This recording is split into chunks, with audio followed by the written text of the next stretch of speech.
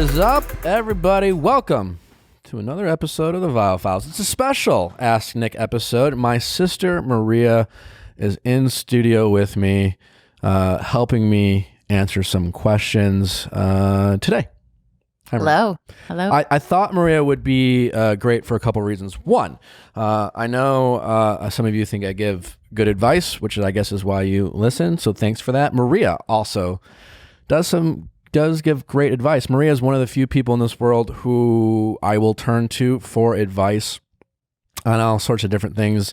We've always been very close and like minds, and so I thought she would offer a lot of great perspective.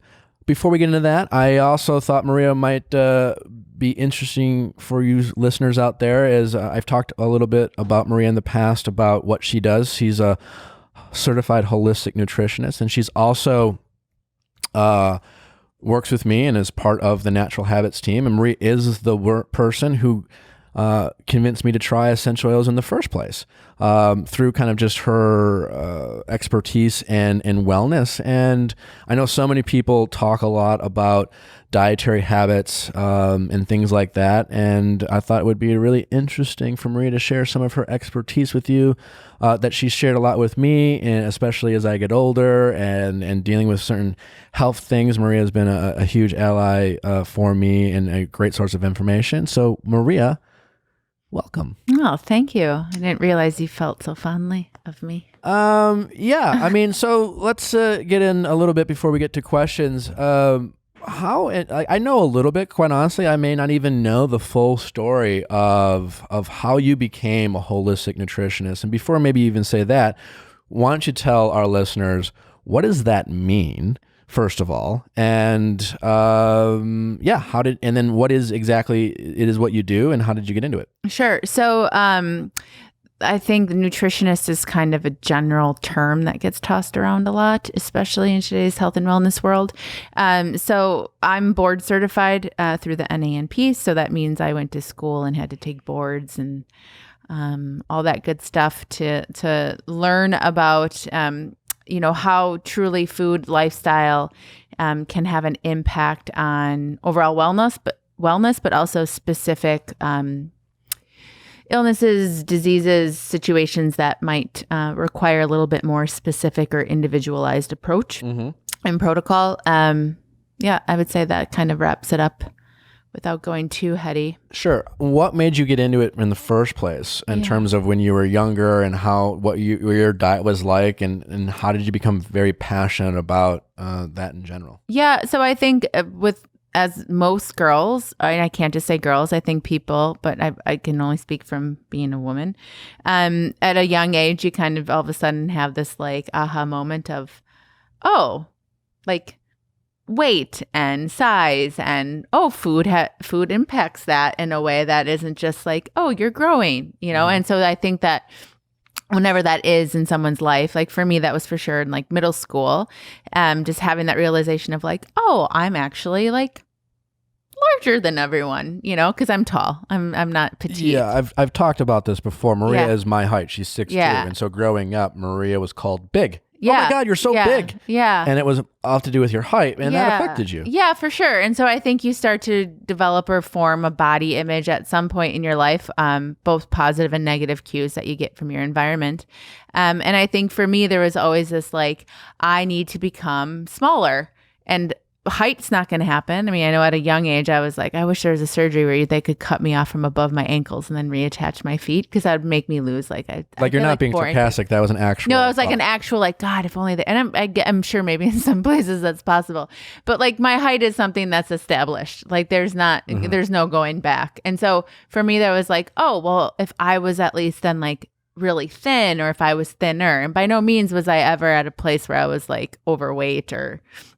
But I felt that if I could, do something along that line that would make me feel smaller. And I think that relates to maybe a lot of women, of this sense of like a ideal versus reality, and food seems to be the jockeying point that a lot of people use in terms of that making those changes.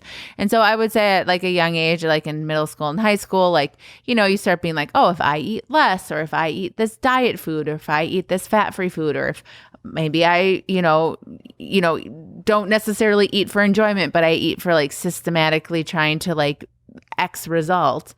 I think that definitely was the story of my life. And then I played collegiate basketball, which requires a whole different and scope of nutrition, because you're also eating to perform. So you can't just eat to look a certain way. You have to be able to eat to perform.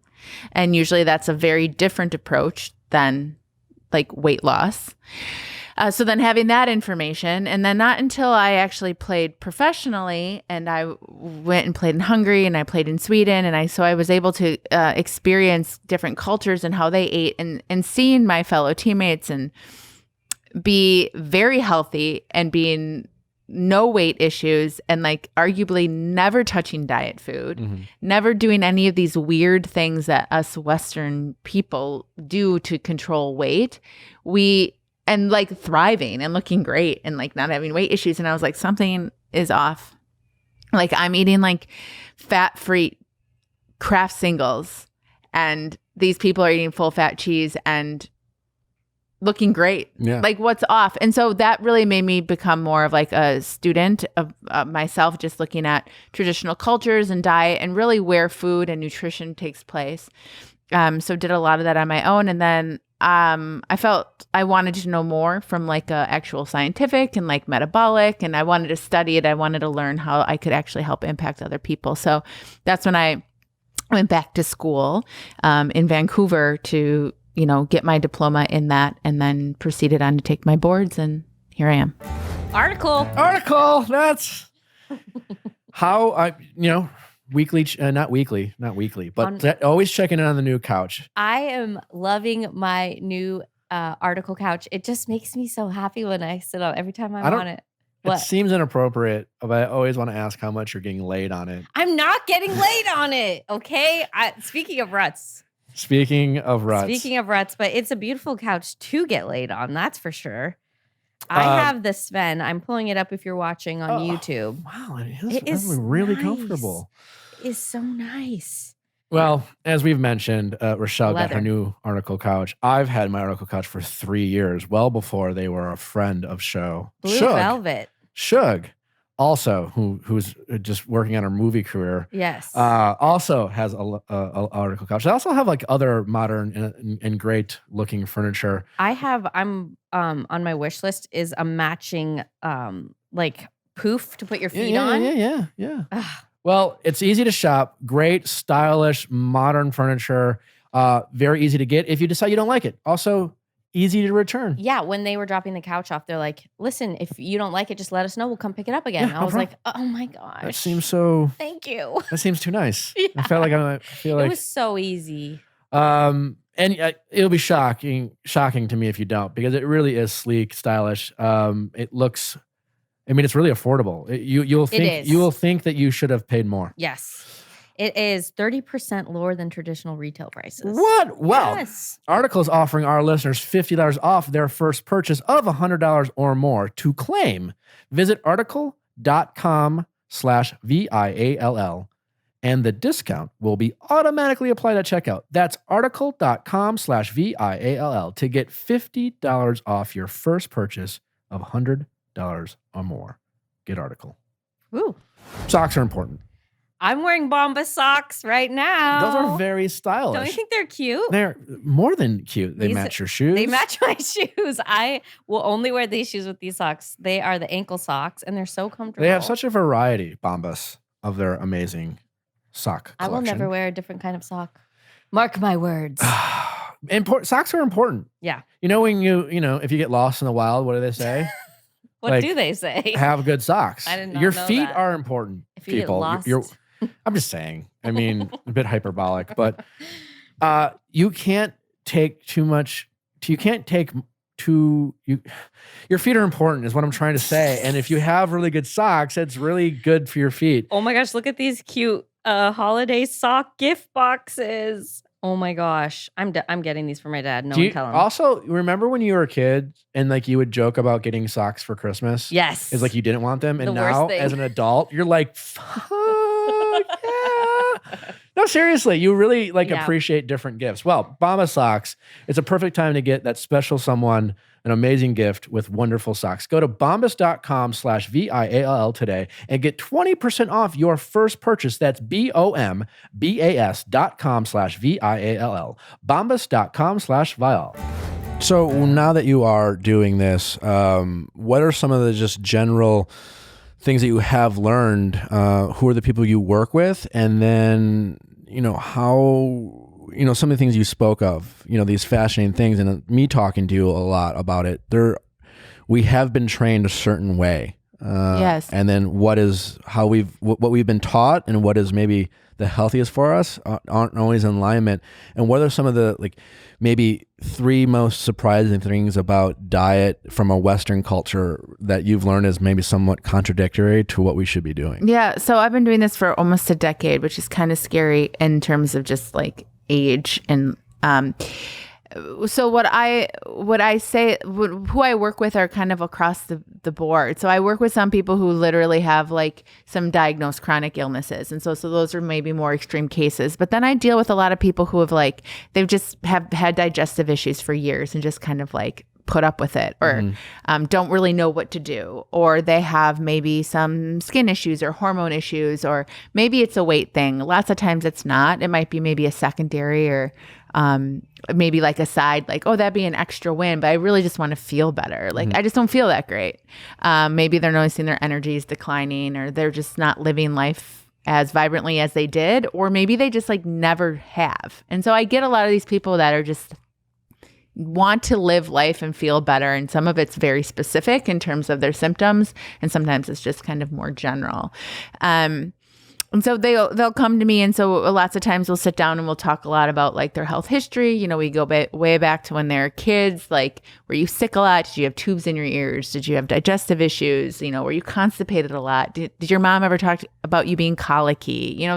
Because what we know is that a lot of what happens in those first few years of life definitely kind of sets the platform for your immune system and your health the rest of your life. And so those can be some really interesting cues in terms of what we're looking at. But have just a conversation. I ask a lot of people, like, talk me through a day. Like, what does a day look like for you? Like, when do you wake up? What do you eat? Like, what do you have when you eat? Do you have coffee? What do you put in it? When do you have it? Like, what do you have for lunch, and kind of get an idea of what their day-to-day looks like. Because what I think is really great is there's this big, huge health and wellness push in the world, which is wonderful because it's kind of like, hey, everybody, like, turns out a lot of the food we eat is kind of crappy. And it turns out that, some of the things that we've done diet-wise are actually not that great for us. Mm-hmm. And I think that's great. But I think at the same time, we've kind of taken it to an extreme now where we see a lot more of these dogmatic views on eating, where you have to eat this way, or you have to eat that way, or you have to be plant-based, or you have to be keto, or you have to be this. And it kind of puts people in a position that if you don't eat this way, you're not healthy.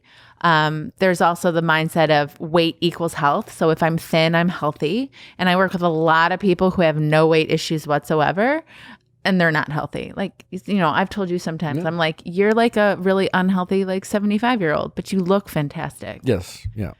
So I think those are some of She's talking about me, which is. Yes, I'm talking about Nick, not a client. Yeah. So I think sometimes there's those mindsets of this equals health. And we get really confused, and we get lost in the details of what health is and what we can actually do to be healthy that doesn't require any sort of I'll say it again, dogmatic or ideal diet. Mm-hmm.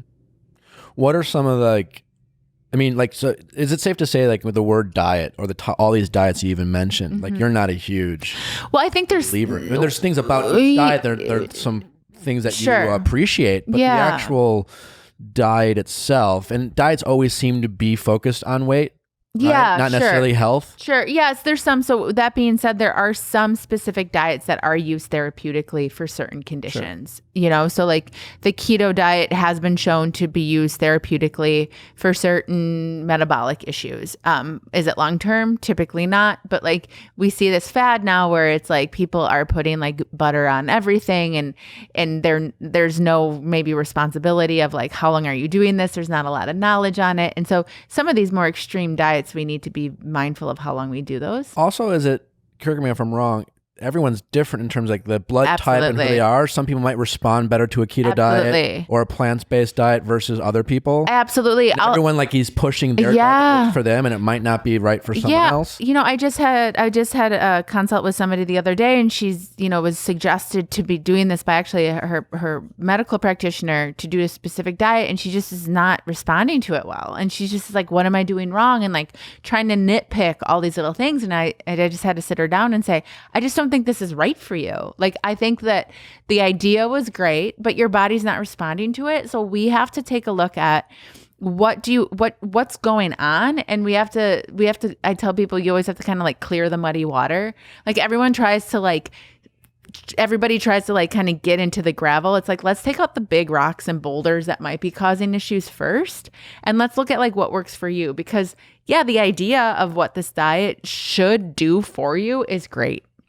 But there's a reason there's like 1,500 diet books out there, because for someone it worked really well, but that's not everybody. So like, let's look at what your issues are. Let's look at your health history. Let's look at what works for you. Let's look at your lifestyle, and let's figure out a way that we can see improvements in your health and your symptoms and what your ailments are by addressing those things in a way that allows you to live, enjoy, and be like a social creature, and not eating rabbit food in the corner at family gatherings. Yeah, I always found it interesting when you first got into it. I remember this kind of the analogy you gave me, and it made sense. And I certainly have tried more and more to be better. I'm not great, but a lot of women listen to this podcast, but like, I'm not a car guy either, but think about like cars as engines, and like people are just obsessed with their cars, and they want certain oils and things that go in, and that our bodies are engines. And then the fuel and the food that we eat is the fuel, and we wonder why we feel bad. And each car is different with the type of gasoline or oil that should go in. And that's literally if you mess it up, it's like done. It's the end of the world. And you can literally like shut down an engine by putting, like, if you put corn oil in a Ferrari, it would not only not work, it would like break it.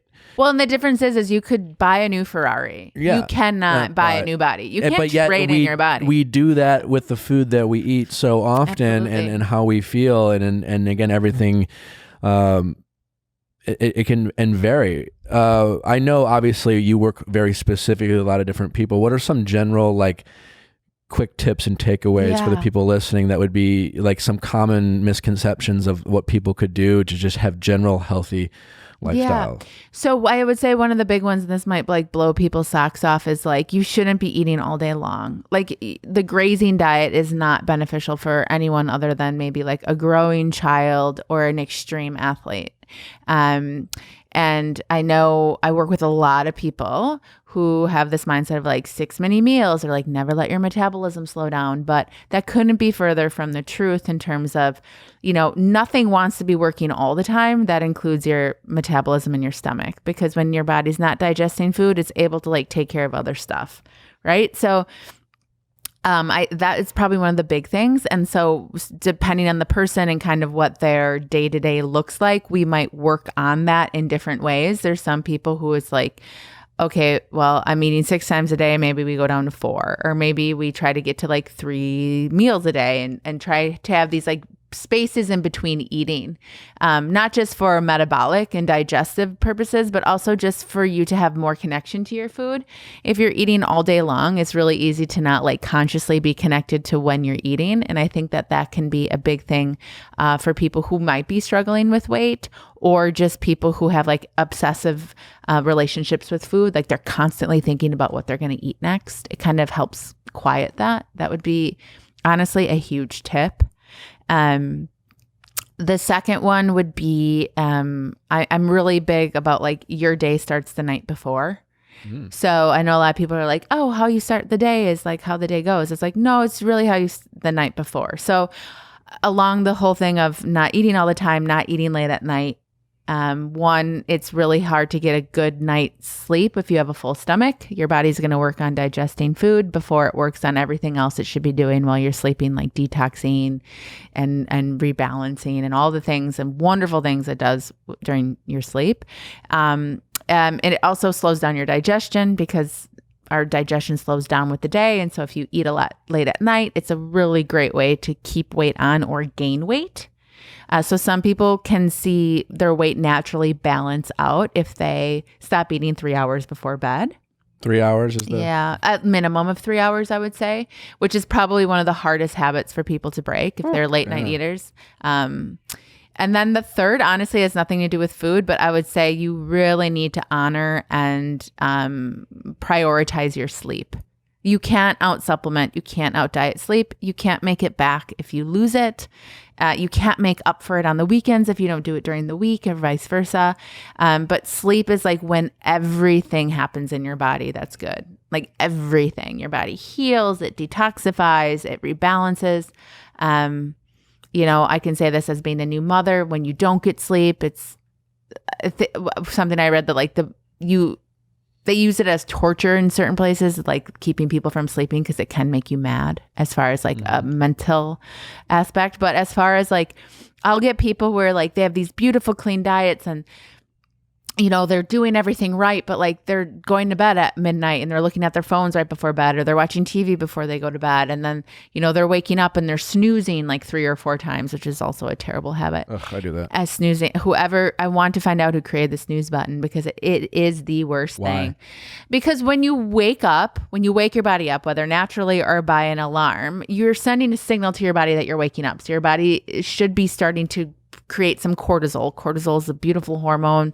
Yes, we overuse it with stress, but it helps wake you up.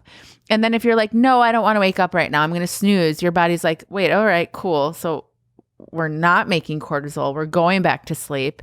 And then your alarm goes off, I don't know, 7 minutes, 15 minutes later. And you're like, nope, we're awake again. And then you're like, nope, we're not. And then you go back to sleep. And so most people will find that when they actually have to wake up on that like third or fourth snooze, they're more tired than when they first woke up, because you put your body through this kind of like cat and mouse game for 15, 20 minutes, where I tell people like, what is your deadline? What time do you have to wake up? That's when you set your alarm and just wake up. Yeah. And you will find that you actually, once you get up out of bed, you have way better energy. You don't like it's like dragging on a relationship you're going to end. Like, just tear the Band-Aid off. Like, get up. Because then you're sending a signal to your body, I'm awake, and like all these beautiful things then unfold, and your body sets the stage for a much more, energetic, metabolically balanced day. So really capitalizing sleep is huge. Nothing to do with food. I mean, food kind of filters in there as what you do for your sleep. But if you're well rested, I tell people, look at what you did when you were a kid. Your parents didn't compromise your sleep schedule. Your parents like made sure that you like had like substantial meals that you probably sat down and ate. We are just large children. We need the same structure. Yeah. It's just we're in control of the structure, and so we no tend one's telling to. Us no. No one's telling us no, and so versus picking our poisons, we're like Macaulay Culkin, right? We're like eating the marshmallows with the s'mores, watching a movie we shouldn't, because nobody's telling you no. So you kind of have to be the adult in the relationship. This is all great information. And before we get into some of the questions, as people I guess know by now who listen to this podcast, you obviously are part of Natural Habits, our essential oil company. You're the one who got me into it for the same kind of mindset about what essential oils can do for you. And as Maria said, like, we're big believers with Natural Habits. Obviously, like, it is not the cure all, it's not the end all be all, but it's a great kind of alternative to some of the things that you're doing to like freshen your indoor air. And they do have therapeutic and medicinal benefits. I know I've talked a lot about it, but what are some of the things that you love about what essential oils can do for you, and why you in the first place you suggested them to me? Well, one, I like the fact that it can in a lot of places be a great alternative, or even just a great option for people who aren't doing anything for things like anxiety or low energy or headaches. Again, I also think it's important that it's simple, right? It's not too complicated in terms of there are some specific things that can really help you feel more energetic or get rid of a headache.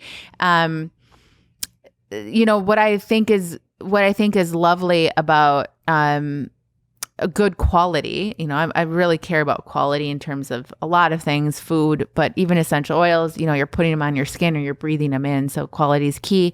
With natural habits and essential oils in general is, they allow you to have kind of a go-to option that doesn't have the side effects that maybe some other options may have, whether, it's medication, and not saying that that's not necessary in times that it is. But for some people, if they have a headache, instead of popping a Tylenol or an ibuprofen, smelling things like peppermint or citrus or something along those lines, that can really kind of help alleviate that without any of the added side effects that can come with some of the more go-tos that people are more accustomed to. So, for someone like you where, there was some like anxiousness and there was some feeling of, like, oh, I get these headaches or I have anxiety. It's like, well, what do we do? What's a long-term solution for this? Like, yes, let's work on mindfulness. Let's, work on your sleep and your hydration with your headaches, but like, what can you do in the thick of things that is more long-term without having any of the long-term consequences?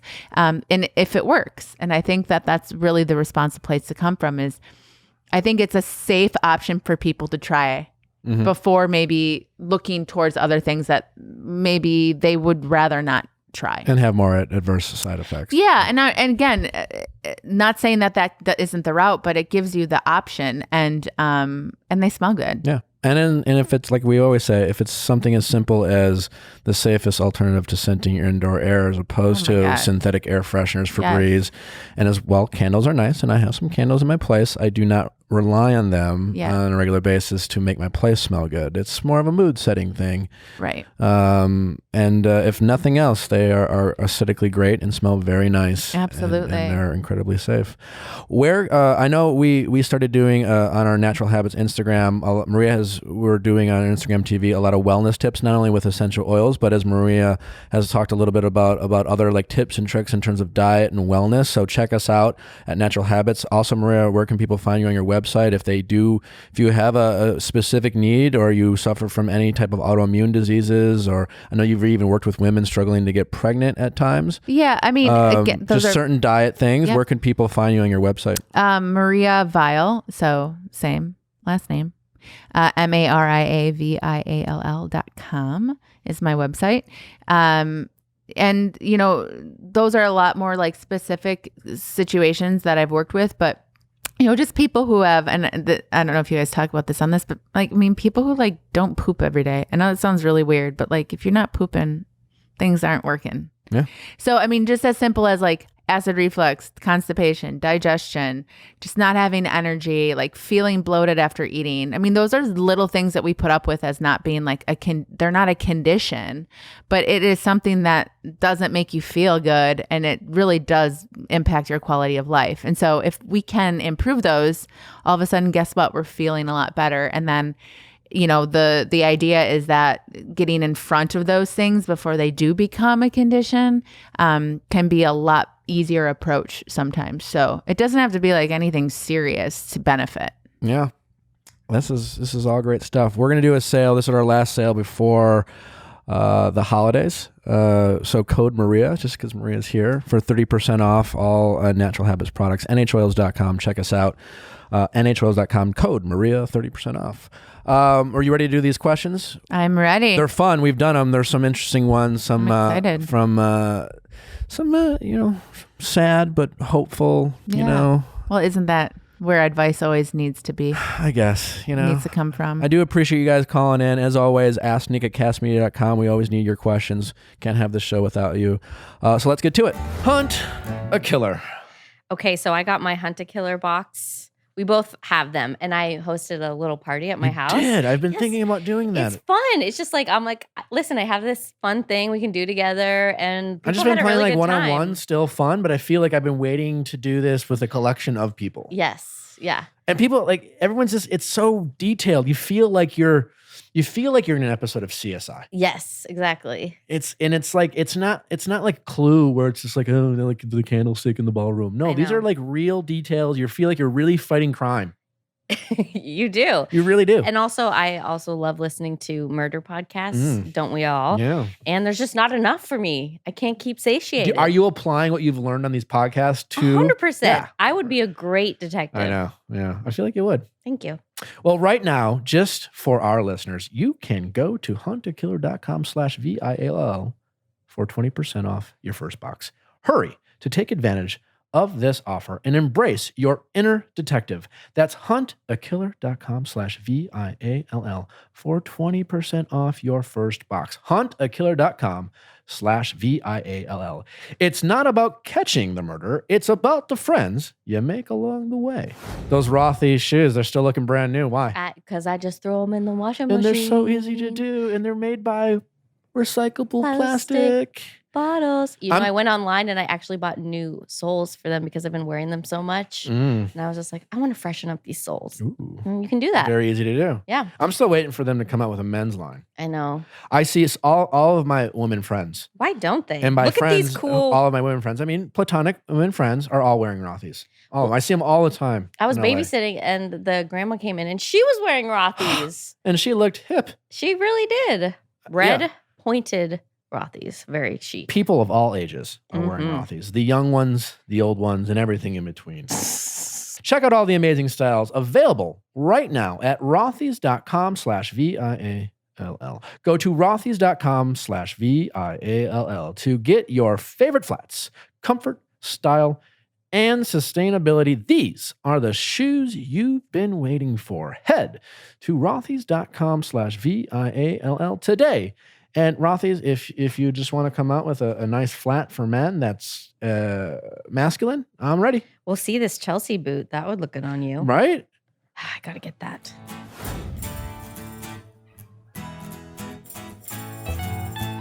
Question time with Nick. Let's ask Nick your sexy questions. How's it going? It's going great. What is your name? Thanks for taking my call. Oh, thanks for calling in. What's your name? My name's Kimberly. Kimberly. And how old are you, Kimberly?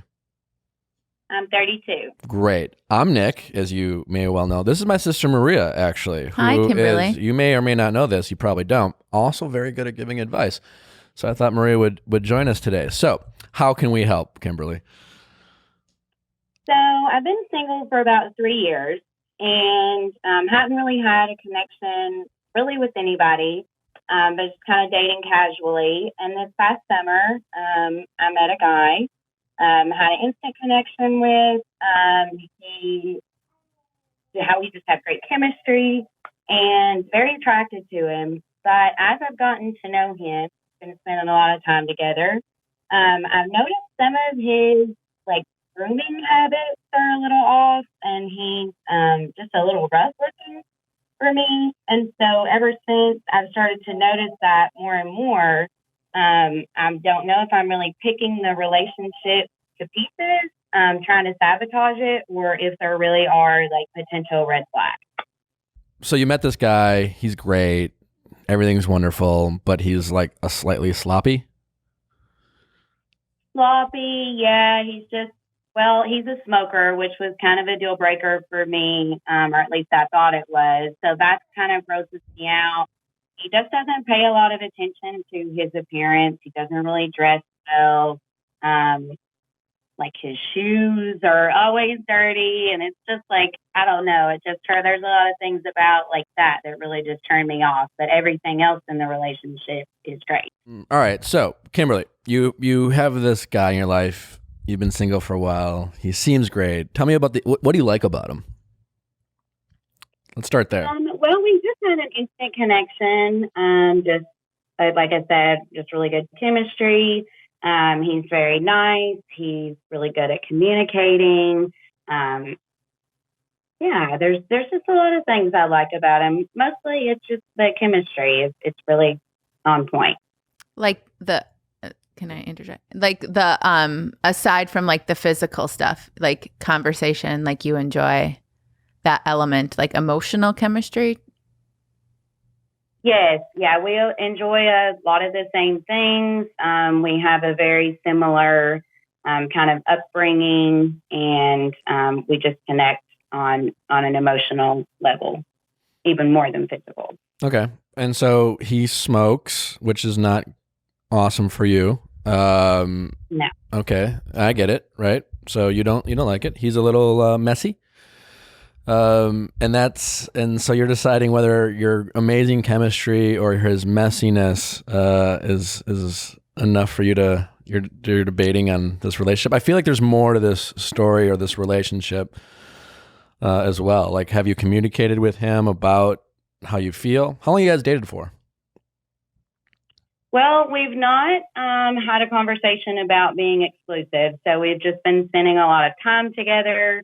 It's getting semi-serious, and he's brought up wanting to be, exclusive, and I've kind of said I'd just like to take things slow, keep things where they are, keep things casual. What does he say to that? Because I'm not really in a point in my life where I'm really looking for a relationship, but it is nice to have that companionship with someone that you get along with so well. Sure. And what does he say when you say that? Very understanding. We'll take things at whatever pace you need to.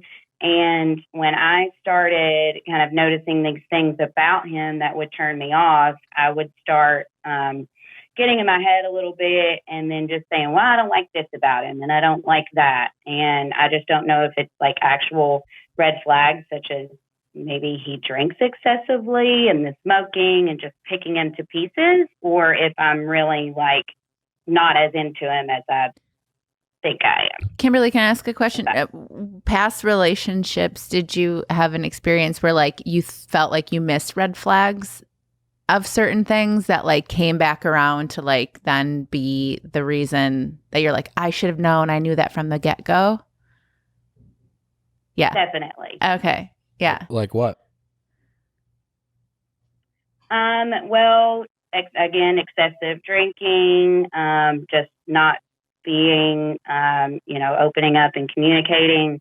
My very last relationship of 4 years, I was totally in love, just head over heels, and he turned out to be gay. Okay. And it was very, I didn't really get any closure with that relationship. So I've been really kind of damaged from that. And what do you mean by damaged?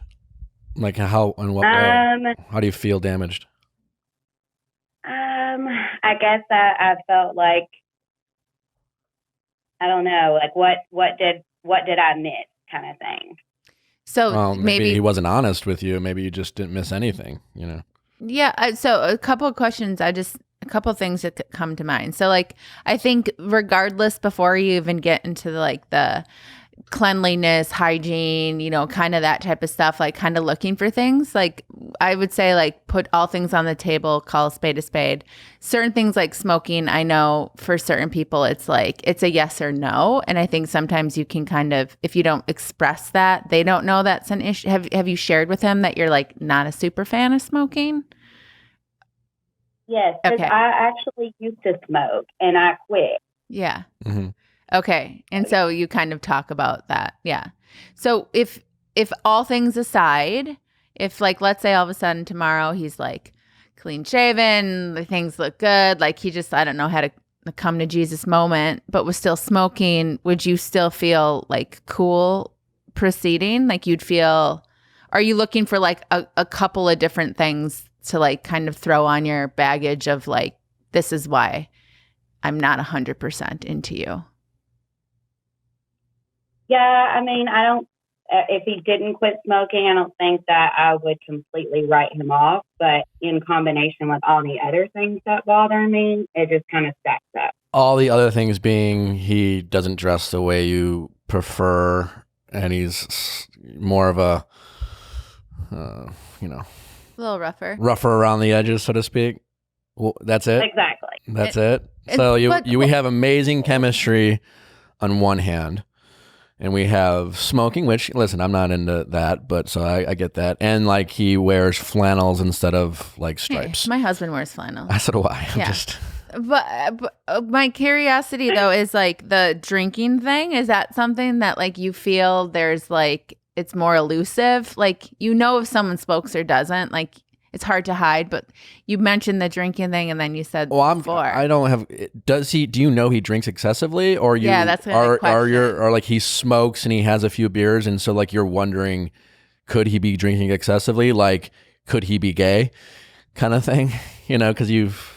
Yeah, I feel like, I was just going to say, like, is that like something you're looking for or that he maybe drinks more than you prefer and you're deciding whether or not you're okay with it? Yeah. Well, yeah, I mean, I do know that he drinks more than I would prefer. I mean, I like to drink casually and go out and have a good time. So does he. But when he just moved to where I'm from, I guess back in the spring, and he had been here a week and he got a DUI. Okay. So now that's a it's red like flag. he doesn't have his license and, all of these things that kind of stack up on top of everything else. And I'm at a different point in my life. So I feel like I've taken like 1,000 steps back by even being involved in this relationship. How old is he? I'm sorry? How old is he? How old is he? Yeah. He's 32. Okay. Listen, I think you said something earlier that I don't even want to be in a relationship. Yeah. Now, I don't know. I mean, you've said a lot of things. Some people say that and they mean it. Some people say that and they don't mean it. It's just kind of a defense. I don't really want to be in a relationship anyways, but you really want to be in a relationship. I honestly don't know which one it is for you. Like, do you want to be in a relationship? Like, it's okay to want to be in a relationship. It's also okay to want to be in a relationship and be comfortable with being single until you are in a relationship. So which one is it, do you think? The latter. You want to be in a relationship? I'm comfortable with being single until I find the person that I actually want to be in a relationship. Okay, so could great. Could you look at this guy in a sense of like, all right, we connect emotionally, we have a lot in common, we kind of vibe. I know this is not my forever person. I know this isn't the guy I even want to be maybe in a relationship with, and like either decide you guys are like really good friends, maybe with potential benefits, and know that that's not going to evolve or escalate to something more. I mean, I guess I would be more concerned about all these red flags if you were like, this is, I think, the one, I guess question, when the past 3 years that you've been single, how active have you been in terms of dating and getting out there and meeting people? Have you met a lot of people with disappointment and this is the first guy you've really connected with? Or is this the first guy you've connected with because it's also kind of the first guy you've met? Since your last I've dated, but no second date. Okay. So, I mean, listen, I'm sure he's nice. I don't doubt that you have a connection with him. I'm sure there's things about him you sincerely like, but you're probably amplified by your connection because it's the first connection you felt with anyone since your last breakup, which to your own admittance, you haven't really gotten over, and there's things you're dealing with there. I think in those situations where you feel like you don't have the closure that you need, you can still get it. But clearly there were some trust issues that you've had in the past relationship. And obviously being in love with someone and realizing they're gay is probably, it's got to be traumatic for you. And there's probably some trust issues there. But go back and try to figure out, you don't want to ruminate over the relationship. But I'm guessing if you look back on that relationship, there were signs that, in the moment you didn't think about, but there were maybe things that you were like, you know what, I should have trusted my gut, or this makes more sense now. And then that doesn't do you much for your past relationship and current relationships. Thinking about like trusting your gut and being better at trusting your gut versus creating things to be paranoid about, that should help you do that, So like, I think usually you would know is, the DUI, it doesn't mean every person who gets a DUI has a drinking problem, but that's a decision-making flaw of his. But then also, like, certainly it makes you want to ask more questions. I don't think that, it wouldn't be paranoid of you, right, to wonder if he has a drinking problem or if he drinks in excess because, he had a DUI. So it begs the question of how much is, you can kind of vet that out, so to speak. So I think it comes down to really figuring out what you really want, prioritizing what you really want. then being honest with yourself about what you want and going from there. Yeah. So that being said, I think I have a friend who she would always say the best way to get over someone is to get under someone else. And I don't necessarily agree with that. I can't deal that way. But I think what can happen sometimes is if we're like looking for camaraderie and companionship, I think we can sometimes, like Nick kind of said, I think like coming from a female perspective, I was single for a lot of years before I met my husband, and I would meet people and I'd kind of have that moment where I'm like, like, is this like, there's some good stuff and there's some bad stuff. And you kind of start to like make the positive negative list, but in your gut, you're like, this is not what I want, and that doesn't make them a bad person. That doesn't make your connection not authentic. And I think if you make that decision of, this is a good person, we bond on a lot of categories, that doesn't mean that they're not in your life, but I think you could kind of maybe like rest your mind a bit to know that this isn't a permanent decision for you. If you know this isn't somebody you want to get into a relationship with. But I also would say, and this is just coming from don't sell yourself short either. Like if you know that this guy, like there's some red flags that kind of really trigger some stuff for you, you either share that with him and let him know like, hey, look, this is what's going on. And then it's out on the table. Because you made a comment before that like one of your last relationships, there wasn't a lot of open communication. And if you're feeling that those issues are kind of hindering something, you need to share that. But you do know, I really truly think you do know. You're like, this guy is either it's worth my time and my emotions, even though you don't want a relationship, we still, give and take emotions with people, or it's not. And then once you kind of make that decision, you can kind of take all the to-do list, all the like positive, negative lists off of the table, and you can just move from a place of like, this is my decision. And like, you no longer have to like read into everything. Yeah. I think that's great. I mean, and I also think too is, kind of to Maria's point, trust your gut, but have some conviction. And I think sometimes, it would be common for someone in your position to, you finally meet someone you have a connection with and you're afraid of pushing someone away because like you have been alone for a while. And like while you dated, you hadn't been on any second dates. This feeling of having someone around is probably nice and enjoyable. And you like some of the things that you're getting with having this person around, even though you're probably deep down, he's not your person and you haven't committed to the relationship, even though you want to be in a relationship. And there's reasons why, to Maria's point, is why you haven't tried to move this forward. But don't, for his sake, like, listen, if you don't want to be with him, you need to be able to cut it short. You don't have to necessarily poke holes in him and make him feel like he's not doing something right for you, because he just might not be right for you.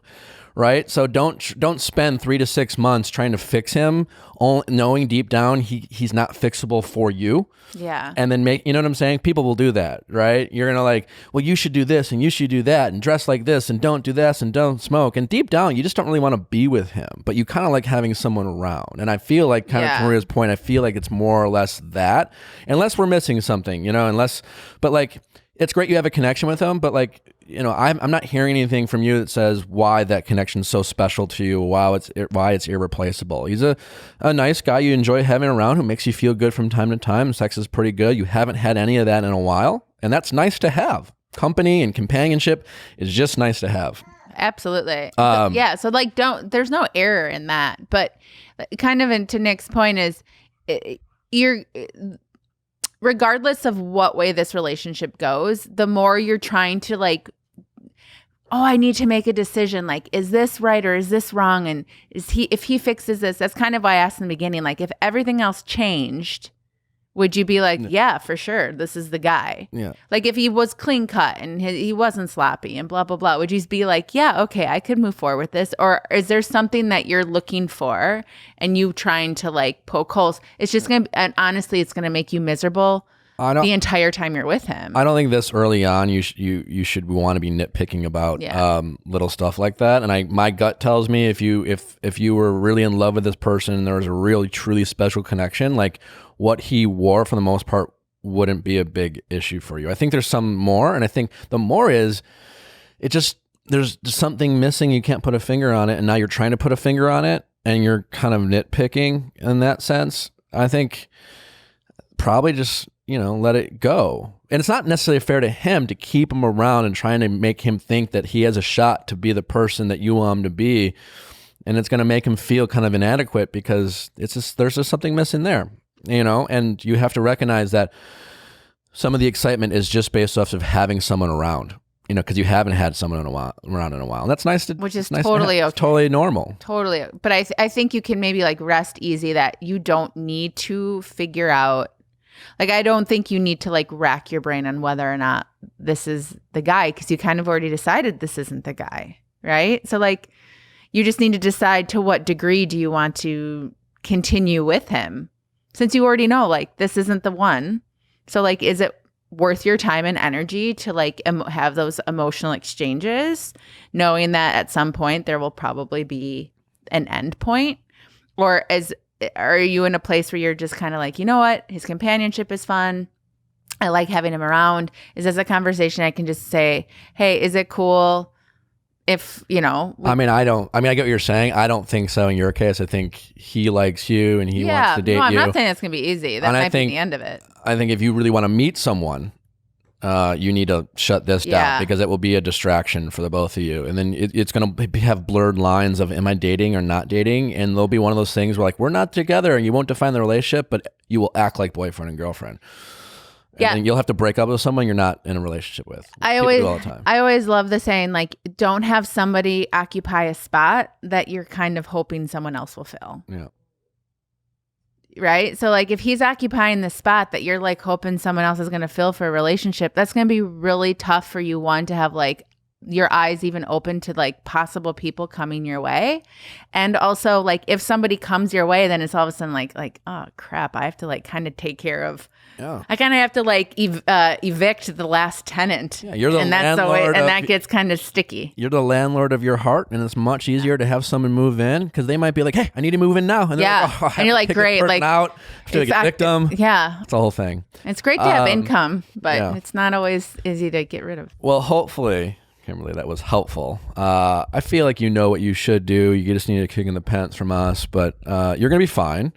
Yeah, you're like super cute. Yeah. You're only, you're 32? You're super young, but don't, yes, it's, this is your first kind of person you connect with in a long time, and that's, my gut tells me that's what's keeping you attached to it more than anything else. But trust your gut. Sometimes it's not the little things it's the bigger picture. Yeah. And trust your gut, and just know that like he came into your life for a reason, right? So like, take this a learning thing. So like, you can, instead of being like, oh, I keep picking these guys that like keep, surprising me or like red flagging. It's like, well, no, like take a look at it and be like, what did he bring that was really great? And we know, and now you know that those are qualities that you want to look for in a mate.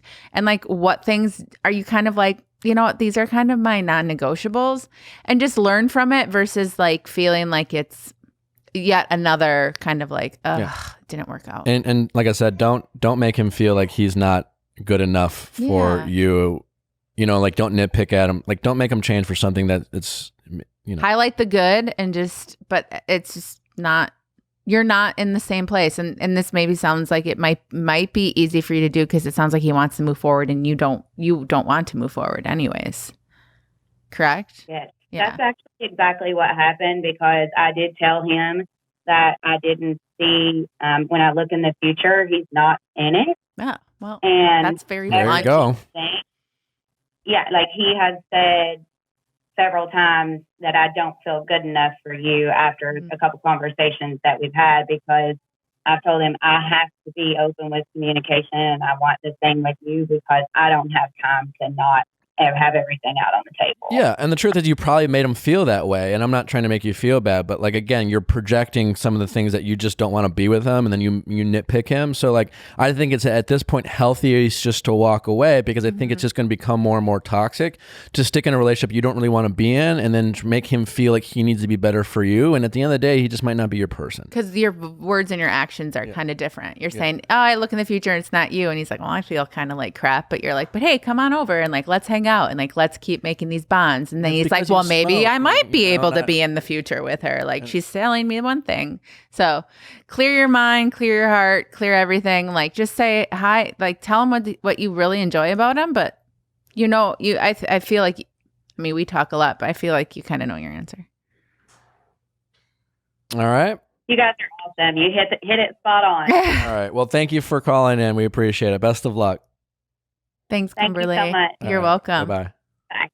I mean, yeah. I mean, that was pretty straightforward. I mean, people often stick in relationships they don't want to be in, and then they make up their own versions of it. I love people like to call themselves, well, I'm just too picky. Am I pushing this person away? And if he only, I don't think she prefers a person to smoke. And don't get me wrong, I find that to be a nasty habit. But if everything else is great, I don't think that would bother her. No, I don't either. I think, a couple things like, she talked about her past relationships and there was all these red flags. And so she's trying to kind of tie in this, like, I've made this mistake before, I don't want to make it again, versus being just like, it's a gut check, like, yes or no. I don't feel it with him. It doesn't have to be, am I making a mistake again? It can just be no. And I think when we're looking for companionship, we tend to negotiate more than if someone came and like blew her socks off and was like a 2-pack a day smoker, she wouldn't even be having this conversation. I mean, it'd be like, gross, but yeah, yes. But she would be, she'd be like, I can deal with it. You smoke outside. Like it wouldn't bother her. She'd that find much. a way. Yeah, for sure. But it gives you like this, and he's, and he's this, and he has this, But I think we are good at. I think we spend so much energy, myself included, I know, like just compromising what really we want in a relationship and feeling that, I don't know, like, and not saying that you can't, I think compromising is important, but I think you need to have non-negotiables. And then, well, that's what I was about to say. It's all about you have to prioritize. And any relationship, like you can sit there and list what you want, but then you have to ask yourself, which of these are the biggest priority? Which of these are non-negotiables? Which are the things I can't live without? And sometimes we have a bad habit of prioritizing with our actions the things that we don't care about, and then not prioritizing the things that we, at the end of the day. Totally. It's, Like on paper, I've dated people where I'm like, oh, that's great. But there wasn't a vibe. There wasn't a hit. And then, not to make it about me, but I'm about to. When I met my husband, like he had been married before, like marrying a divorcee was not on my list of priorities. Like one would argue like, I don't know if I'd really want to marry someone divorced. It turns out it's awesome because guess what? They got to make all these mistakes with somebody and then you got a newer, better version of them. Yeah. But so I think it's important just to like know what's important, and then you don't nitpick, I think, or you're less likely to nitpick. I'm not saying you don't, because no, but you're going to do that in any relationship. But yes, but I think that's a great example of things that are actually important, or you think they should be important. Right. All right, how's it going? Hi, my name's Anna. I'm 27. Anna, 27. How can we help you, Anna? So I just have some dating questions. I've been with my boyfriend for 6 months. I'm at the point where I said I love you and everything's going great. My question is, it's kind of the investment side. So where I feel like I'm investing a lot into him, and I don't know if I'm getting that back enough. The holidays are coming up. I invited him to come to the holidays with my family at Thanksgiving, and he was a little hesitant, and he kind of is not going to come. So I'm just wondering, is that a red flag? Should I give him more time? That kind of thing. Other than the holidays, are there other examples that you have of you feeling like you are giving more than you're getting? I would say I flew to his home state, so he's not from here. Okay. I flew to his home state for a buddy's wedding that he was in. So I knew nobody. His parents were at the wedding. I met them. I'm pretty chill. I can go with the flow, and it was a great time, and I had a lot of fun. He asked you to go? I feel like, what? And he asked you to go. It was like, I want you to come to this, or were you like, I want to go to this wedding? Well, I'd say like a month into our relationship, he mentioned he was in a buddy's wedding. Okay. And he's like, yeah, if we're still together, like we could go. And I was like, okay. And then I kind of got closer to that time. And then a month before the wedding, he was like, okay, would you like to go? And I was like, yeah, like that'd be great. Okay. So he asked. So, it wasn't like you weren't kind of, just show up. I want to go to this wedding. And he was like, fine, sure. He definitely no, asked you. He asked me. Okay. Yeah, he asked. How long you been dating Could have this? been 6 months. 6 months? 6 months. Okay. How old is he? He's 26. He's 20. Okay, so you guys are same age. You mentioned earlier when you were talking, you're like, I said I love you and all this. Did he say I love you back? He has not. Okay. Okay. How soon in the relationship have you said I love you? About 4 months. Okay. Okay. And I said it. And that's not, That's fine. and the reason I'm asking you that is I said I love you to my now husband, and he took a couple months to say it back. And I will say I was a bruise to my ego, but he just moves a little bit. He moves a little bit slower. So I feel like this is a good one here. You only, you've only been dating, to Maria's point, 6 months. It's not a ton of time, so that's fine. Other than that, in the relationship, how do you feel about, what does your gut tell you about, like, minus he actually said I love you, or these specific things that you're not thrilled with? How does he make you feel on a day-to-day basis in terms of your confidence level in the relationship? Like, do you feel confused about his feelings when you're really being honest with yourself, or not? I'd say, we're hanging out all the time, we're texting, like we've been working on our communication style. Like when we're together, it feels great. The one thing that I've been trying to ask him more for is kind of where he's at emotionally. Mm-hmm. And I don't feel like I'm getting much back. It's just not who he is. Like you guys just did the podcast with Chris Bartowski, and I really related in that instance where emotionally he's just not expressing himself. Yeah. Is that vocally or like physically? I vocally. Okay. I'd say physically he's great in that regard, but I'd say vocally, like I'm just asking for, I guess, like words of affirmation. Mm-hmm. Yeah. Yeah. I mean, it might not literally be quote unquote his love language too. I mean, and again, it is so early on that, just right when you started talking the way you talk, I mean, I think it's always important to realize that not everyone's going to love you the way you ideally would like to be loved, or express their feelings in the manner which you're used to. Just like family too, and people move at different paces. The fact that he asked you to go to a wedding and introduce you to his family, now you're like, because in your mind, you're like, well, I did this for you, and I want you to do this. So it logically makes sense that the holidays coming up, it would seem like this is not a big deal. Yeah, mutual exchange. And that doesn't necessarily make either of you right or wrong. I mean, it can be a little confusing. Don't get me wrong. Technically, if he's not ready to do the whole family thing, that's totally okay. It's not necessarily fair to you for him to send you mixed signals with his actions by inviting you to this wedding.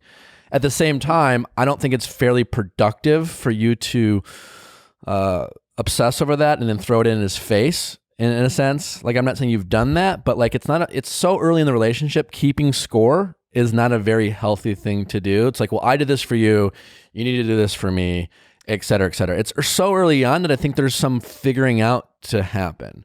The other thing I was going to say, is he really close with his family? He's pretty close. He'll call them and things like that. Pretty much like every other day. He'll go home for the holidays? Well, he's not this year. He's been traveling a lot for work. Okay. So he's been home a few times this year, so he just can't afford it. So it's not that he's not going to your house over his house. Yeah, he's not going anywhere. He's just having a Friendsgiving with people. Okay. So you are having your family's holidays and you want him to join, and he's reluctant to do that. Yeah. Because I asked just, hey, like if you could stop by, it's just like family, football, eating. Mm-hmm. And then if you want to go and your friends are getting together, like totally fine. And he doesn't, he doesn't want to. He's already said no. He's more of an introvert, he says. And then he's in the environment and he does well with people. But he's just anxious. And so I'm trying to be understanding of that and not push it. Do you have a big family? I wouldn't say too big. I'd say like 3 or 4 cousins will come and they have kids, and aunts and uncles, but I wouldn't say more than 20 people. Has he met any of your family? He has not. He is hopefully next week. We're going to dinner with my parents.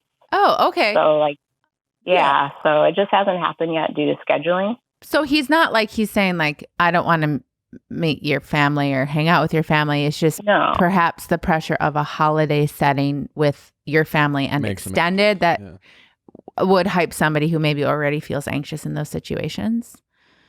Yeah. So I'm being understanding, but I just want to know, like, at what point should I be asking for more in a way? Those are fair questions. I mean, listen, I guess there's no right answer. You're gonna know. But I do think in general, if I'm generalizing, a lot of people early in relationships, I think, make the mistake of having these kind of like built-in deadlines or expectations, especially when it comes to like family and holidays and how quickly you should move in if we're thinking about that. But like a lot, like when do I meet my parents and holidays coming up? I think young couples, and by young I mean regardless of age, or early on, they set way too much pressure and expectations on events like that. You've only been dating for 6 months, and minus this wedding, which is somewhat like contradicting to what he's doing, but granted he's in a comfortable space, I don't think you should sabotage or put a lot of emphasis on the fact that he doesn't want to do that. Everything you're saying kind of makes sense, at least in the sense that he is not necessarily great around, he might get anxious and whatever, and he doesn't feel comfortable about it. Maybe next year, if you're still dating, it might be something like, listen, either way, if you are in my life, it is important that you want to come. But I don't think in the first 6 months, it's not an obvious like, oh, that's messed up or you should want to do that. You know what I'm saying? It's not such a red flag. It's not ideal for you. I get that. And eventually he's going to have to open up a little bit and share it with you. But I just don't think it's a vine you want to die on this early. Yeah. So I think a couple things. One, I'm sure this, him coming home for the holidays is just an example of maybe you were saying like he doesn't seem necessarily as emotionally or maybe vocally like affirmation wise for you. You just maybe feel like you're very like, I'm in it. I like you.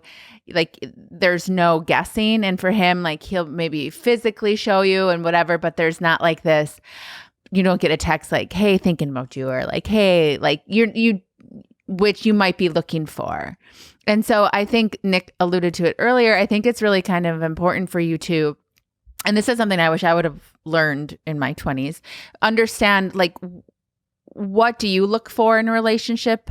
And how do you show to somebody else how you feel? Because like he said, there's different love languages. Like if you're somebody who vocally tells somebody like, hey, I really like you. Like that was really fun. Like I really enjoyed meeting your family.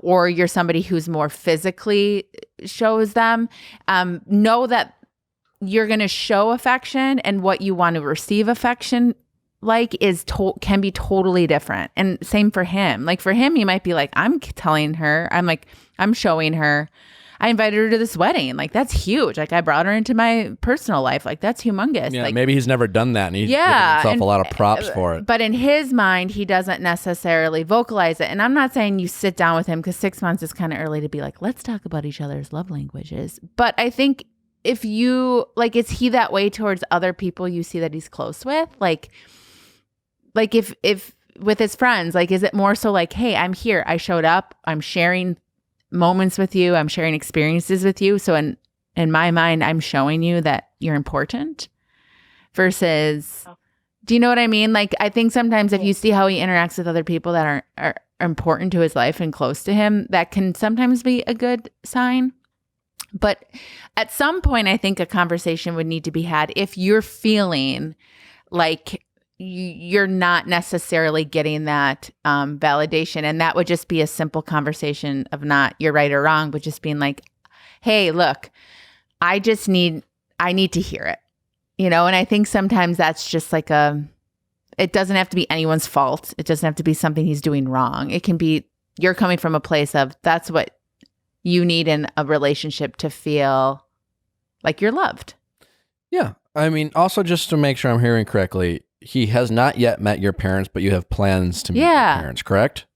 Yeah, next week. So, and that's great. So that's a win. And so I would focus on that, right? This is not like he refuses to meet my family. Also, to be honest, it's Thanksgiving's several weeks away. And if we were dating and I hadn't met your parents, and before we had met your parents, you're also like, so are you coming to Thanksgiving? I'd probably feel a little anxious about that question. I would be like, I mean, I guess, but like, can I meet your parents? You know what I'm saying? Like what if I meet your parents and, it's like a total he might fuss. be overthinking if he's in his head a lot and kind of an anxious person. He could be thinking about that. Why don't you just like table that? Why don't you table Thanksgiving for now? Why don't you just go have dinner with your parents? He might totally get along with your parents and have a great time. And then like the idea of stopping by for Thanksgiving seems like such a chill thing. But right now, he has no idea. And the fact that you're asking him so early, I guarantee you, makes him feel more pressure. It's like, what is Thanksgiving to you guys that you have to ask me so many weeks in advance? It sounds like, and correct me if I'm wrong, Thanksgiving for you is like not a travel investment thing. Like it's where you are right now. Yeah. So he could literally make a game day decision to be like, you know what, I'm going to stop by Anna's Thanksgiving. Like morning of Thanksgiving, he could just be like, you know what, I'll stop by. But right now you're asking him. Yeah. It's like when someone asks me what I'm doing for New Year's Eve on like November 2nd, I'm like, huh? What? Yeah, but I get where you're coming from, Anna, because like when you meet someone you like, you kind of like, I don't know. I was like, I want to share it with everyone. Like I want to have that person there. Yeah, so like, you kind of get a bit jived on it. Make no mistake. I think you're doing everything you are wanting and asking for is reasonable and totally normal, and it makes sense. I'm just trying to shed light on maybe what his perspective is. Totally. And if your question is, do I need to make a big deal about this yet? I don't think so, because there's still some good signs. He is having dinner with your parents. Thanksgiving is like, he's not necessarily refusing. He just kind of seems like he's not comfortable. He also sounds like he has maybe plans with his friends. If this is your guy, by the way, if he's your guy, there'll be plenty of Thanksgivings to have with your families for the rest of your lives. And that's kind of sometimes in general, why young couples seem so eager to like spend it with their families. I get why, because you kind of want to see how they fit in. They want to see how they mix with your family. That makes sense. But that's not going to make or break your relationship. You know what I'm saying? Like how Thanksgiving is with your boyfriend or girlfriend is not going to like determine whether you guys are life partners. So much else as you two as a couple will. I'm not saying it's not important. And so if they are your person, you'll have so many Thanksgivings and Christmases and holidays to do that. You don't need to be in a rush to do it in the first one. So, That being said as well is how you maybe respond or react to those requests, I think hold a lot more value. So like he has this Friendsgiving, and if this is someone you're excited about and you kind of want a future, and if this is something that like this is his thing, the more that you kind of support that and know that that's important and be like, yeah, cool. Oh, you don't know if you want to stop by? Like, I totally understand. Like, I'm not saying you do that forever for this relationship if this is like 5 years down the road and he's still like, I don't want to go to your family's Thanksgiving. But I think like the more you respect kind of his space as you guys are working out kind of like what this all means, the more you give somebody a sense of autonomy in a relationship, which I think is really important. Because we're really eager, and I think I can only speak from a female perspective. I think women really are eager to be like, I want to kind of couple off. Like, I kind of am excited about this. I want this to be us. And we kind of lose sight of the fact that like that can be really daunting for someone. Like for me, that was daunting for me because I'm like, but what about like the stuff that's important to me and my independence and individuality? And there might be aspects to him that's scary. And so for you to be able to appreciate what he does and appreciate what he kind of holds as like important, like this Friendsgiving, and just be like, cool. Yeah, like totally cool. If you change your mind, just let me know. Yeah. The more that he'd be like, well, that was a really cool response, instead of being like, oh, I know I'm disappointing her by not showing up to her family's Thanksgiving, which already feels kind of like a loaded gun. Yeah. And you don't want him to show up for under those terms. And there's a big difference. We talk about being a cool chick a lot on this show. And there's a big difference between don't worry about being the cool chick all the time. Mm-hmm. You want to be the cool chick, but you also want to state what you want. So I think kind of to Maria's point, it's okay for him to know that family is important to you, that you would love him to be there, but you totally get, especially this early in a relationship, that like, if you can't make it, that's fine. But it's, again, there's a balance. It's good to express what's important to you because you want that person to eventually over time be like, if she said this is important to me, I need to do this, right? But let that happen over time. A couple things too, just thinking about it, like even though a wedding, you going to the wedding and then Thanksgiving seems like it's kind of the same thing. And if I did this for me, I can also make an argument why it's not the same thing. Yeah. It's normal to like ask a date to go to a wedding, and weddings are fun or whatever. Thanksgiving with a family, there's tradition. Yeah. And there's tradition. Every family has their traditions and things they do. And it can feel like playing house, and it could be like, it can give anyone a lot of anxiety, and it doesn't mean they don't love you and they don't want to be with you. They just might not be ready. So there is that balance, and you are 6 months into a relationship. I don't think this is a vine to die on. You know, there's so many other things about how you guys communicate and interact, and when you guys are spending time alone, how that is, and in general, are you able to express what makes you happy, and does he listen and over time show you that he's listened to the things and willing to do the things that make you happy? I think those are the important things. So, and are you guys are exclusive? You guys have had that conversation? We didn't even you're exclusive. Okay, so I would say you kind of had that conversation, and so like there's been an established so you and I are working on this thing, that's kind of been established. And so right now these are like the new hurdles, right? So it's like now it's the holidays, and like Nick said, like I'm not saying roll over and be just like always cool if somebody's not treating you the way you want to be treated or not showing up in the way that you want to be fulfilled. But I think with these kind of first like softball tosses of like, oh, it's the holidays, like I think you have to kind of feel that out. Again, like if next year rolls around, or let's say there's a big family thing, or heck, let's just take meeting your parents next week. Yeah, like that's huge. Yeah, let them meet your parents. I mean, that's like that. Talk about being on stage. That's on stage. Like maybe that goes well famously, and that is like a breath of fresh air for him. Like, oh, okay, cool. Like I'll know her, and I'll know her parents, and like so now like the family is kind of becoming a little less daunting, So I think that's really important. It's a lot easier to go to Thanksgiving. He met your parents. Then if you have siblings or aunts and uncles that he's like met and. Now you're literally asking him to go meet a bunch of people who, by definition, are all going to be very comfortable with each other and really pro you. Right? They're they're all about you. In a situation that is assumed that you have tradition, and unlike a wedding where there's a bunch of other distractions about the wedding, whatever. Yeah. The wedding's about this other couple, and there's dancing and fun. This is Thanksgiving, and then you sit around the table, and what do you think? And that's a new person. That's a lot. I mean, it's a lot for anyone. Go have him meet your parents. Yeah. You know what? I think a lot will come out after that. Yeah.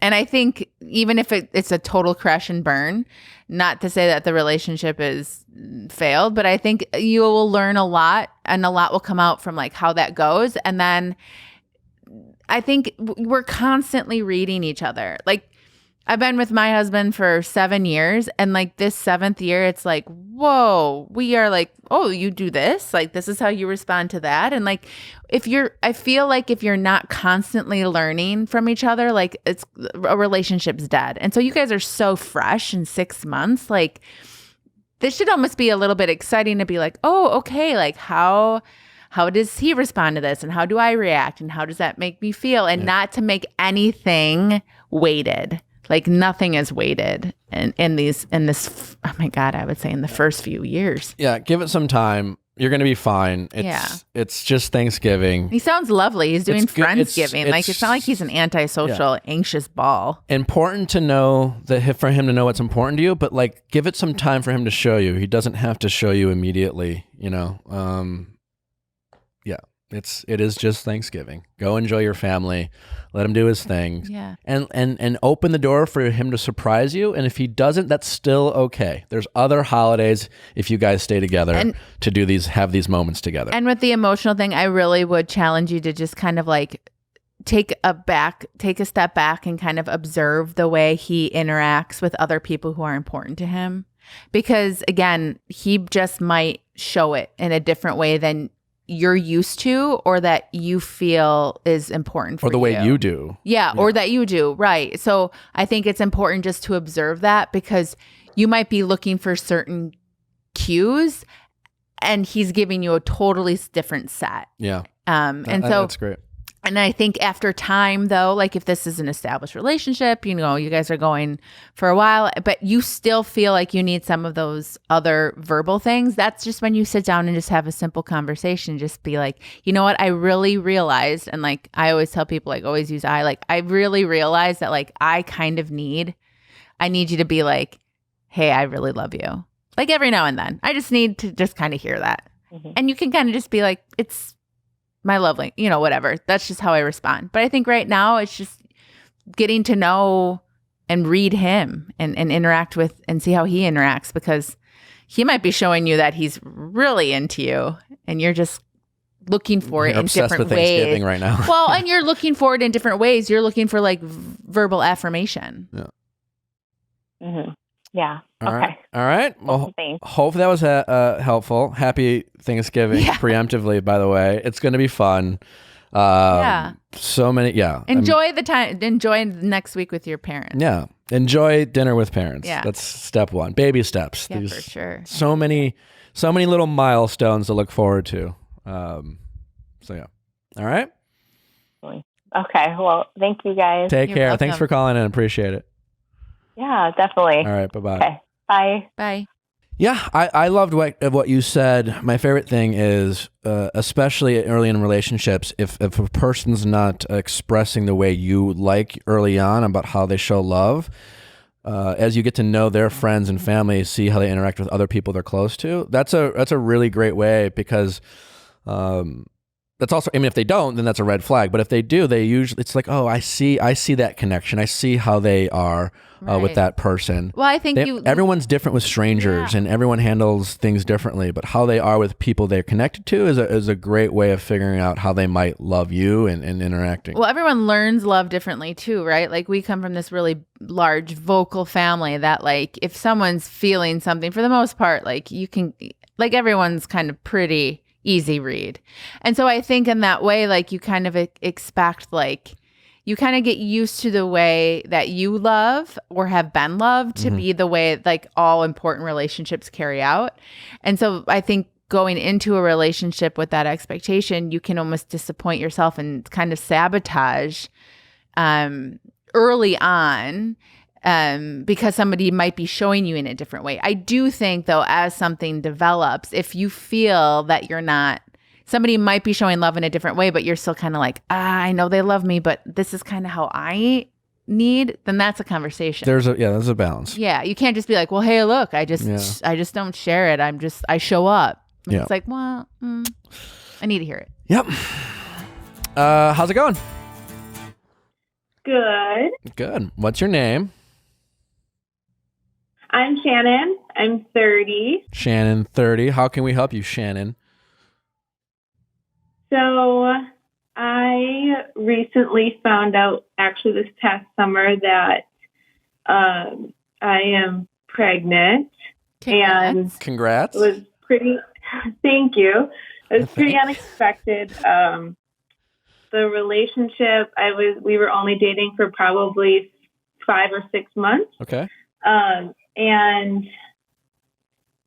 we had like talked about having kids. He is a few years older than I am and already has 2 young children. So we had talked about having kids eventually together. Obviously not now. And so kind of since finding out, he's pretty much, first it was a lot of pressure to not have this child. And then since then, he's just kind of like walked out of my life and kind of like left me, I guess. And I'm just sitting here kind of struggling of how to move on almost from him. Yeah. And I thought that maybe I've always wanted kids. And I just thought that maybe by now, it's been a couple months, I'd be feeling better or like moved on from him because of how he's been treating me, but I'm not. And so kind of prompted me to write into you. Just a couple questions I have, other than him, and we'll get to that in a second. How's your support system outside of him in terms of the people in your life? I have a super supportive family who have been, I don't know where I would be without them. Okay. However, they're all in Wisconsin and I live in Minnesota. So there's a little bit of, I'm not like physically with them all the time. So I'm kind of alone here in Minnesota. And he was kind of, him and his family and his friends were kind of like my main supports here. How long were you dating him before you guys got pregnant? 5-6 months. So we were probably together like 5. Okay, like that's right. 5 months. How long you been in Minnesota? Did you just move there? I mean, no, I've been here for like 3.5 years now. Okay, well, what about friends outside of him? You only been dating him for 5 or 6 months.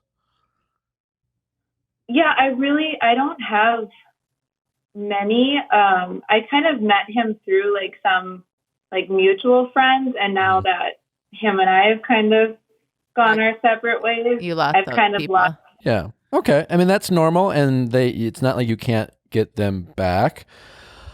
I mean, off the bat, I would just want to say that you're putting a little bit too much pressure on yourself in terms of the expectations. You're thinking of like, oh, it's only been 2 months, I should be fine by now. Like, I literally can't imagine the position you're in, and it's unfortunate. But I can safely say that there's no right timeline of when you should be over this, and the fact that you are going, this situation is ongoing. It would be almost kind of weird, to be honest, if after 2 months you're like, fine, I'm fine, I'm totally fine, and like I've accepted that he's moved on. It's not like a normal breakup because you are literally pregnant with his child, and I'm sure there's a lot of emotional things going on with that. It's unreasonable for you to expect yourself to be over this. So when I say that, because don't put added pressure on yourself of thinking you should be over it. You know, it's going to be helpful for you to get over it by accepting that it's okay to grieve and be sad about the situation you find yourself in. And definitely I would lean on your family. There's not much you can do, obviously, with the fact that they're in Wisconsin and you're here, unless you want to move back. But I would challenge yourself to get back out there slowly and give it time to reconnect with friends that you had and to be open to making new friends.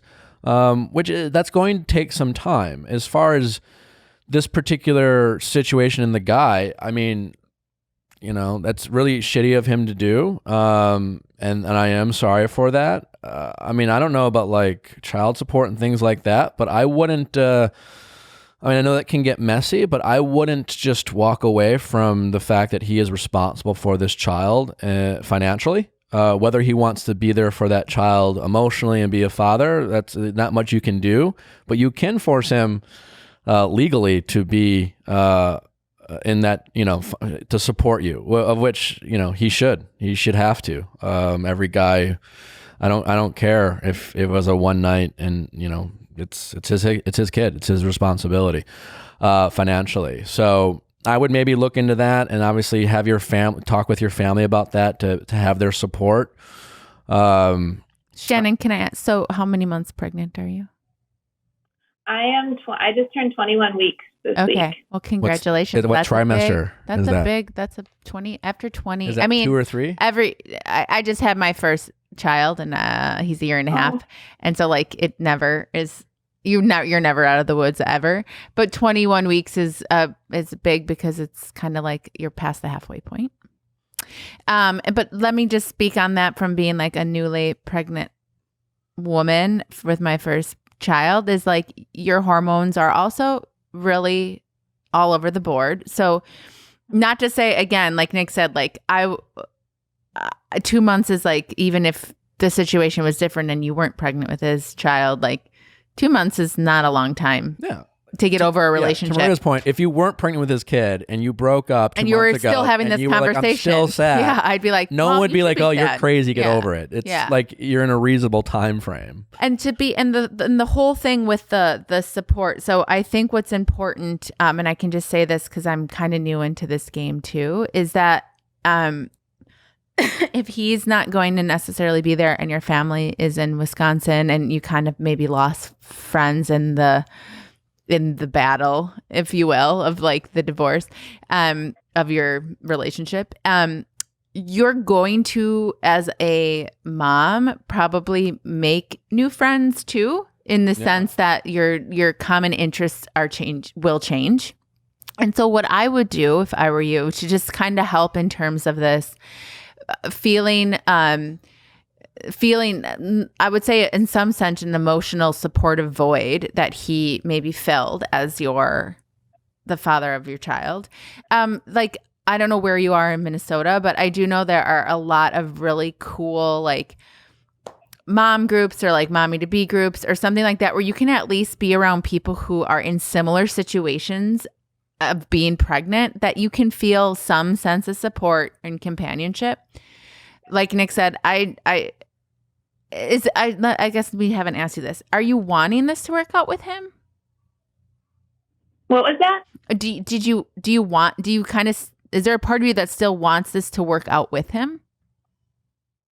Oh, yeah. And I think that that's like the hardest part is that just looking back, and that's where like my family struggles to support me, because they're very much like, why would you want to be with somebody that's like said these things to you, or he's treated you this way? I mean, as of recently, like he like posted something on social media with like another girl. Like, I know it's all directed towards me, but so my family has a hard time understanding like why you would still want it to work with him when he's like pretty much like he's just said really horrible things and treated me pretty horribly, and then obviously like made it clear he's not going to be involved whatsoever. And then I think just not having like closure from like his family or friends, like to my knowledge, they don't know. So I'm also kind of stuck in this position of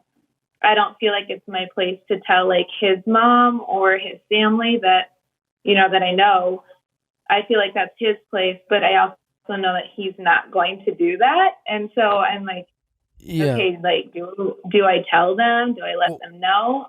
I don't know. One thing I'm just going to say quick is you're never going to have closure with him. Yeah. Well, we've talked with about the baby. I mean, that's not from him. Not the type of closure you expect. Yeah. Like that's going to be an open wound kind of. And there's a possibility, who knows? This guy sounds a bit kind of, maybe extreme level. It wouldn't blow my mind if somehow he popped back in at some point, but that's really besides the point.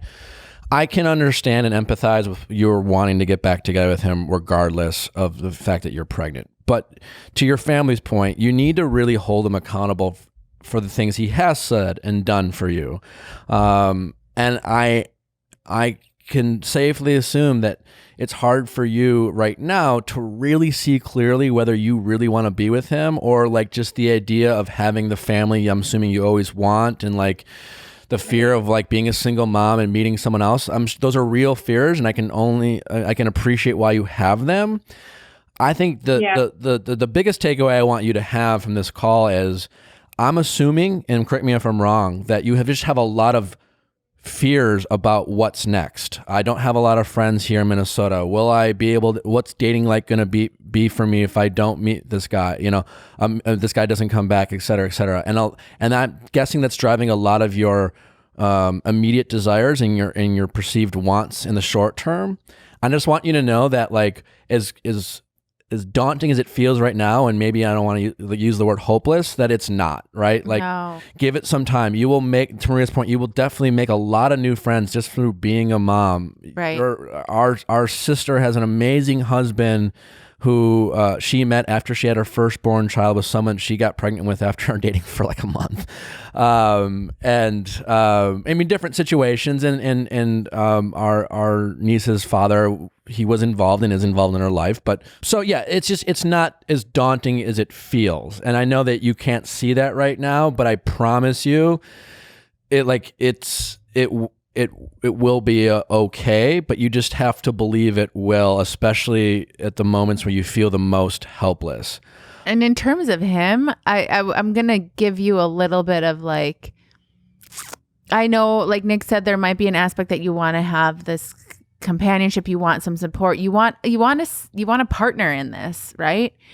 But you mentioned a couple times, like he said some terrible things. He's treated you very terribly. I think right now for you, and maybe this will help with your peace of mind, is if you take a step back and see how he's treating you, is that the type of person that you would want to be around your child? Like if you know, and I think that's really important, because if he's treating you this way and it's treat his kid that way. Yeah, well, or your child will, whether or not he's an amazing father, your child will witness that type of interaction. And is that the type of person that you want to have around a lot? And I think that can, even though it's tough, and I'm not saying it's easy, I think that can at least make you feel like, you know what?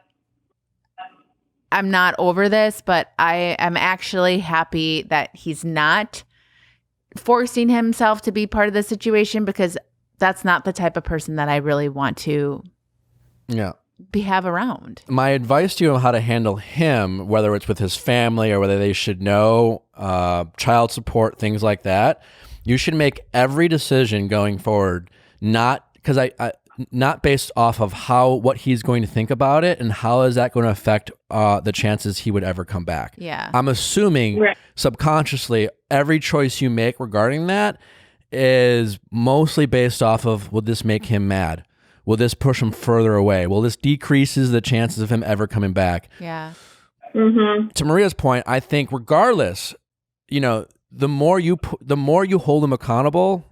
And I think we're in agreement. We want to see you find someone better for yourself and for your child, but like, that's not necessarily for us to say, but I do want you to hold him more accountable, and pandering to his kind of temper tantrums and what he is and acting out of fear for how he might react isn't going to be a way to hold him accountable. And that's not going to get him to be the person you want anyways.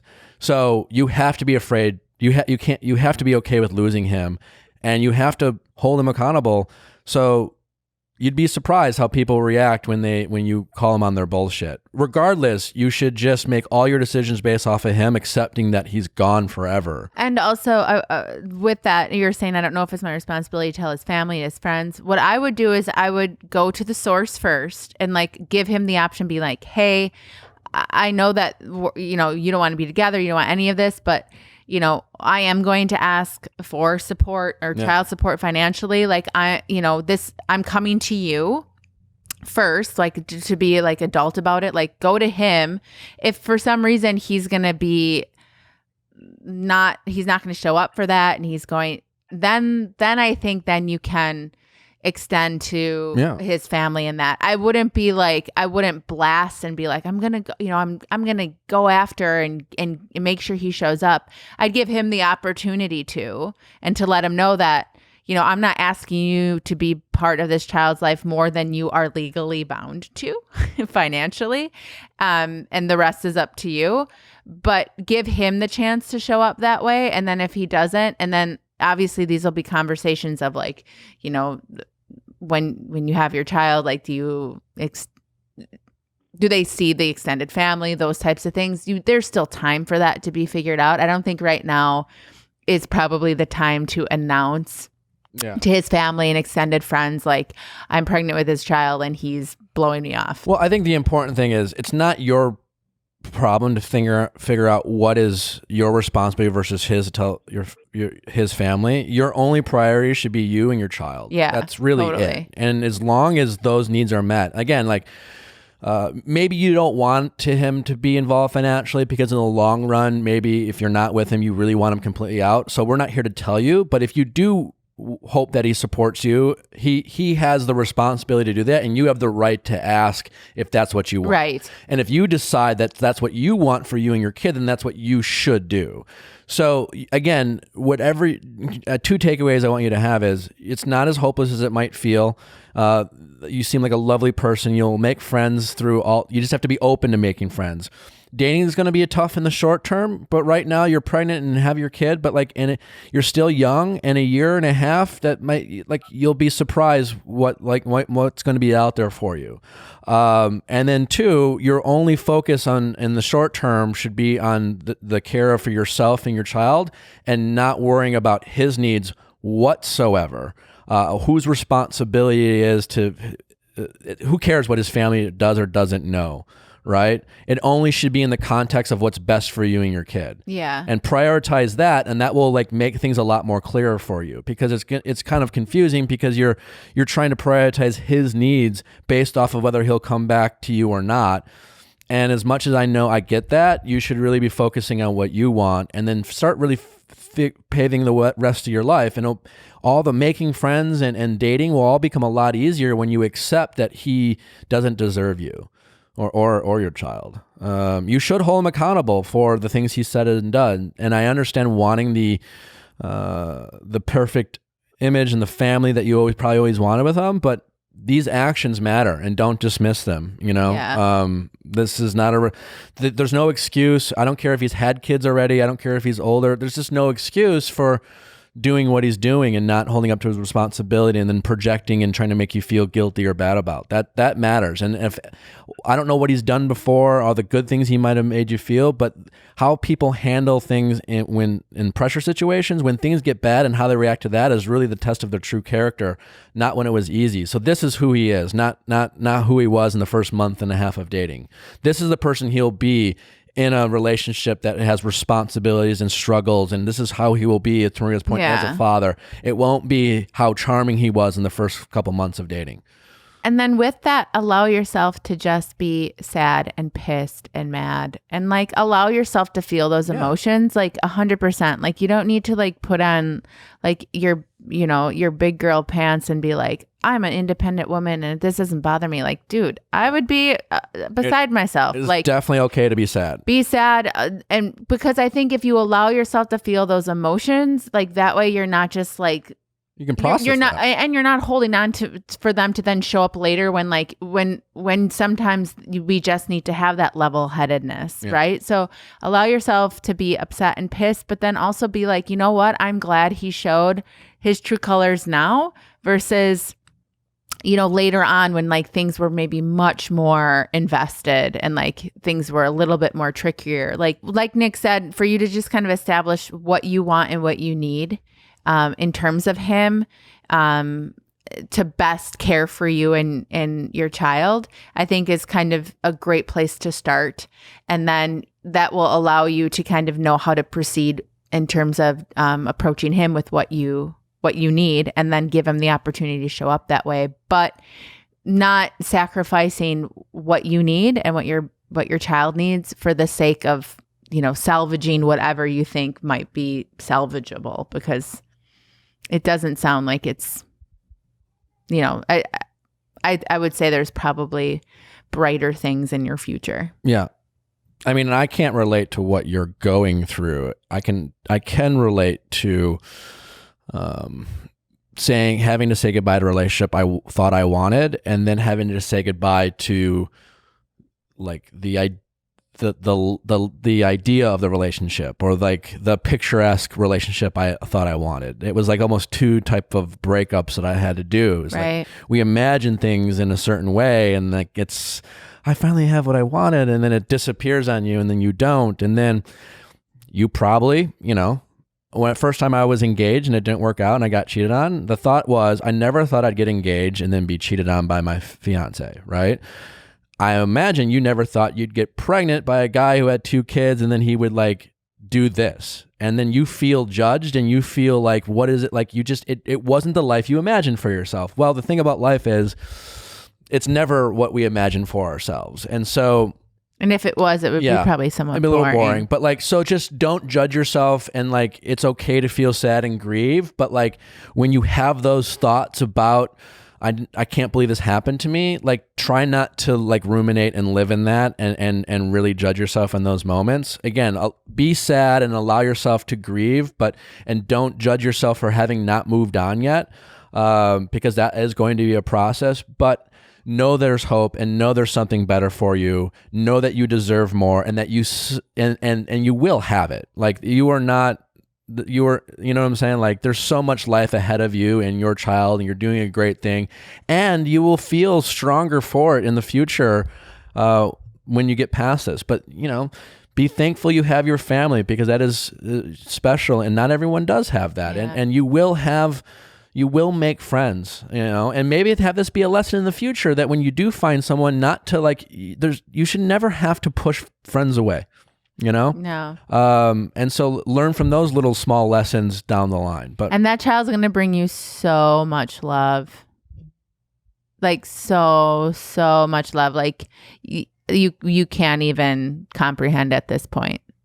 So, not all is lost and dark, right? Like you've got so many positive things happening to you right now. And so now it's just a matter of knowing like how do you want to like formulate what you're dealing with into a way that like sets you up for a brighter path. All right.